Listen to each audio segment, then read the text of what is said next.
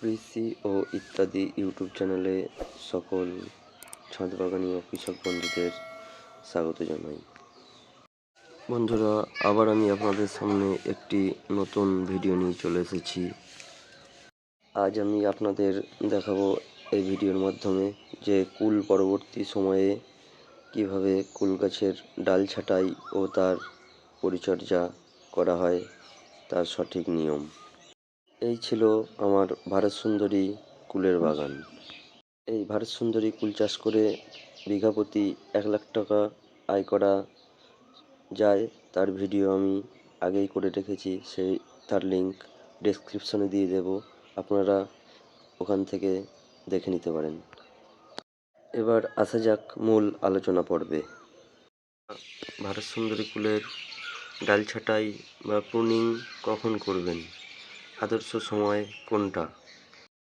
দেখুন, ভারত সুন্দরী কুলের ডাল ছাঁটাই আপনারা কুল শেষ হয়ে যাওয়ার পরবর্তী যে কোনো সময় করতে পারেন, তবে আদর্শ সময় হচ্ছে যখন দেখবেন কুল শেষ হয়ে গেছে এবং গাছের পুরনো ডাল থেকে ছোট ছোট কচি ডগা বা ডালপালা বার হচ্ছে। সেই সময় আপনাদের সবথেকে আদর্শ সময় গাছের ডাল ছাঁটাই করার।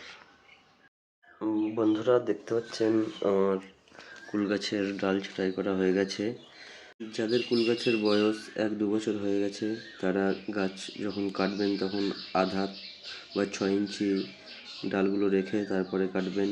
কারণ যখন আপনার নতুন গাছে ডাল বার হবে তখন কিন্তু ওই যে গাছের ডালগুলো কেটেছেন ওর পাশ দিয়েই বার হবে। তাই অবশ্যই আপনাদের জেনে রাখা দরকার 6 ইঞ্চি কি আধার মতো আপনারা রেখে তবেই গাছের ডালগুলো কাটবেন। যখন কাটবেন হ্যাসকো বা করার মাধ্যমে গাছের ডালগুলো কেটে দেবেন, বা যদি কোনো কাঠারি বা দায়ের সাহায্যে কাটেন সেটা যেন অতিরিক্ত ধারযুক্ত হয় তবেই কাটবেন। কড়াতে কাটলেও হবে, আপনার দায়ে কাটলেও, কড়াতে কাটলে ভালো হবে বা হ্যাসকো ব্লেডে কাটলে ভালো হবে, কারণ তাতে গাছে প্রেশারটা কম পড়বে। আর দা দিয়ে কাটলে একটু গাছে প্রেশার পড়বে, তাই আপনার কড়াতে কাটাটাই সব থেকে শ্রেয়। আর যদি আপনার এমন ছোট গাছ হয় যেটা প্রথম ডাল ছাঁটাই করবেন, সেক্ষেত্রে 1 ফুট 1 ফুট 2 ইঞ্চি রেখে তবেই ডাল ছাঁটাই করবেন। ডাল কাটার পরে আমি এখানে একটা ফাঙ্গিসাইড সাব পাউডার নিয়েছি, যেটা গুলে একটা ভালো ঘন দ্রবণ তৈরি করব এবং সেটি গাছের যেগুলো কেটেছি কাটা অংশে ভালো করে প্রলেপ দেব।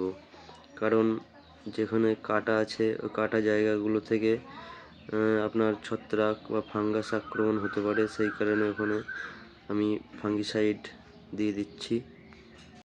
দেখুন, এমন একটা ফাঙ্গিসাইডের ঘন দ্রবণ তৈরি করতে হবে যাতে গাছের কাটা অংশগুলোতে ভালো করে লেগে থাকে।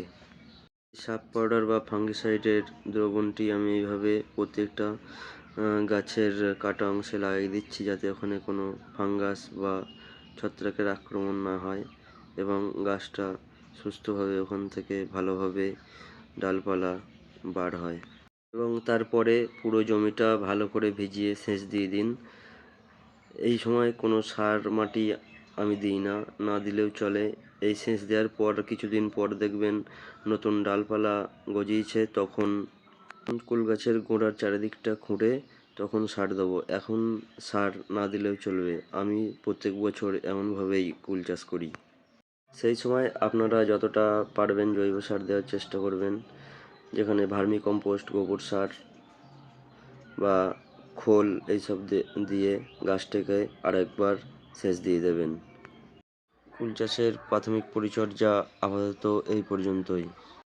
এরপরে কি কুল গাছের পরিচর্যা আছে সেই ভিডিওগুলি আবার আমি আপনাদের সামনে নিয়ে আসব।